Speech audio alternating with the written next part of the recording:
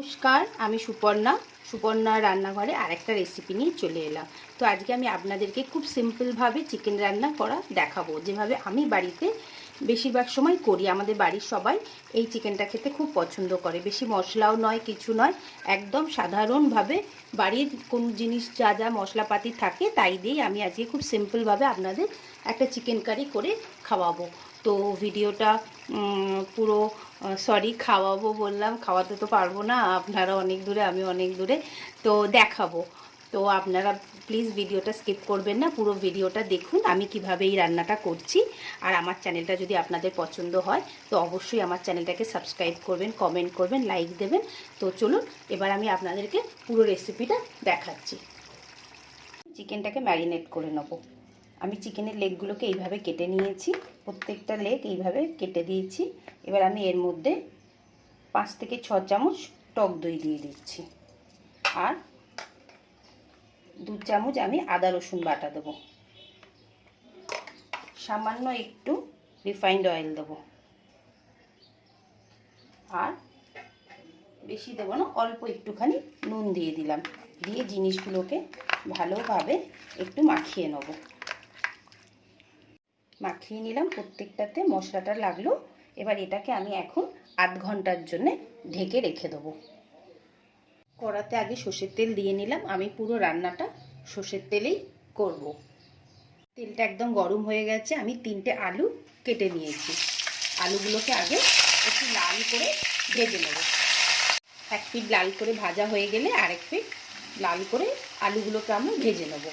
একদম সিম্পল আমি আজকে আপনাদেরকে চিকেনটা বানানো দেখাবো। আমরা সবসময় তো অনেক মশলাপাতি দিয়ে বানাই, আজকে একদম সিম্পল পদ্ধতিতে খুব টেস্ট হয়। আপনারা পুরো রেসিপিটা দেখুন। আলুগুলোকে এক পিঠ করে উল্টে দিলাম, সব আলুগুলোকে এখন উল্টে দিচ্ছি। আলুগুলো লাল করে ভাজা হয়ে গেছে, এখন প্রত্যেকটা আলু আমি আগে তুলে নেব। সব আলুগুলোকে তুলে নিলাম, একদম লাল করে আমি ভেজে নিয়েছি। তেলের মধ্যেই আগে একটু গোটা জিরে দিয়ে দিলাম, তারপরে 2টো তেজপাতা, 3টে এলাচ, দারচিনি, লবঙ্গ এগুলোকে দিয়ে দিচ্ছি, আর সামান্য একটুখানি আমি চিনি দিলাম। দিয়ে এবার এগুলোকে আমি 2 মিনিট এটাকে একটু নাড়াচাড়া করে নিলাম, যাতে একটা হালকা অ্যারোমা বেরোতে শুরু করে। এইবার আমি 2টো পেঁয়াজ স্লাইস করে কেটে নিয়েছি, একদম পাতলা করে পেঁয়াজটা দিয়ে দিলাম। পেঁয়াজের মধ্যে সামান্য একটু নুন দিয়ে দিলাম, দিয়ে এটাকে এখন একদম ভালো করে ভেজে নেব। এখন একটু আমি ঢাকা দিয়ে দিলাম যাতে পেঁয়াজটা একটু তাড়াতাড়ি গলে যায়। ততক্ষণে পেঁয়াজটা আমাদের গলছে, ততক্ষণ একটা মাংসর জন্যে একটা মশলা বানিয়ে নিই। 1/2 চামচ আমি হলুদ দিলাম, 1 চামচ গুঁড়ো লঙ্কা দিলাম, আর 1 চামচ আমি কাশ্মীরি লঙ্কা দিলাম, আর 1/2 চামচ ধনে গুঁড়ো দিলাম। দিয়ে অল্প একটু জল দিয়ে এটাকে আমি ভালো করে একটা পেস্ট বানিয়ে নেব। এতে মাংসর টেস্টটা আরও ভালো হবে। আগে থেকে এরকম একটা মশলার পেস্ট মতো আপনারা বানিয়ে নেবেন। পেঁয়াজটা একদম ভালো মতো আমার ফ্রাই করা হয়ে গেছে। এবার আমি যে ম্যারিনেট করে চিকেনটা রেখেছিলাম সেটা পুরোটা এর মধ্যে দিয়ে দিলাম। দিয়ে এটাকে একটু 2-4 মিনিট একটু ভালো করে আগে তেলের সাথে কষে নেব।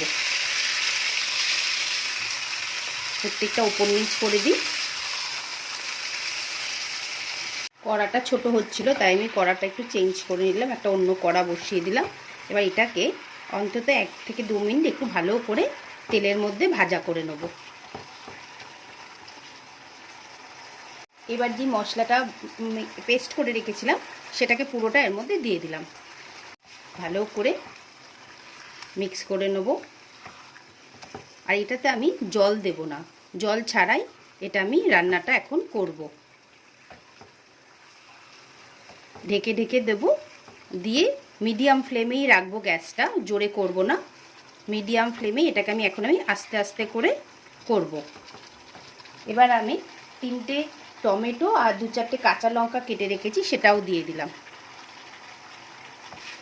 দিয়ে ভালোভাবে মিক্স করে নিলাম। নিয়ে এবার এটাকে আমি এখন ঢাকা দিয়ে, গ্যাসের ফ্লেমটাকে আমি সিম করেই রেখেছি, এবার এটাকে আমি এখন বন্ধ করে দিলাম। আবার 5 মিনিট বাদে দেখব। হয়ে গেছে, একবার চিকেনটা দেখে নিই। খুব সুন্দরভাবেই টমেটোগুলো একদম গলে গেছে। এরমভাবেই আমি আস্তে আস্তেই চিকেনটা সিম করে করব। এবার আমি আলুগুলো এর মধ্যে দিয়ে দিলাম, দিয়ে ভালোভাবে আরেকবার নেড়ে নিলাম। একটু সময় লাগবে, কিন্তু দুর্দান্ত চিকেনের টেস্টটা হয়। আপনারা অবশ্যই একবার বাড়িতে ট্রাই করবেন, করে দেখবেন কেমন হয়। আর আমি তো জল দেব না, তো সেই জন্য এটাকে এখন সিম করেই করব। একটু সময় লাগবে, কিন্তু দুর্দান্ত খেতে হবে। রঙটা তো বুঝতেই পাচ্ছেন দেখে। তো এটাকে আমি এখন আবার ঢাকা দিয়ে দিলাম 5-7 মিনিটের জন্য। 5-7 মিনিট হয়ে গেছে, এবার একবার এটাকে চেক করে নিই।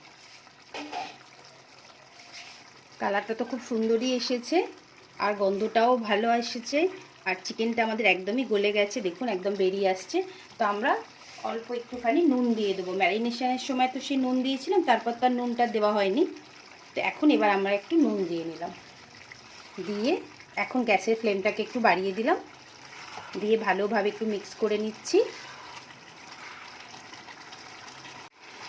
দেখুন একদম তেলও বেরোতে শুরু করে দিয়েছি, আলুটাও পুরো গলে গেছে, একদম সবই গলে গেছে। একবার এইভাবে অবশ্যই আপনারা চিকেনটা ট্রাই করবেন, করে আমাকে কমেন্টে জানাবেন এই সিম্পলভাবে চিকেনটা আপনাদের কেমন লাগলো। চিকেন কষাটা তো আমার রেডি হয়ে গেল। তো এটা আপনারা ভাত দিয়ে, পোলাও দিয়ে, ফ্রাইড রাইস, পরোটা, যেটা দিয়ে আপনাদের মনে হবে আপনারা সেটা দিয়েই খেতে পারবেন। তো আমার রেসিপিটা অবশ্যই আপনারা একটু দেখবেন, আর আমাকে একটু সাপোর্ট করবেন, ফলো করবেন। তো আবার আরেকটা নতুন রেসিপির সাথে খুব তাড়াতাড়ি দেখা হবে। টাটা।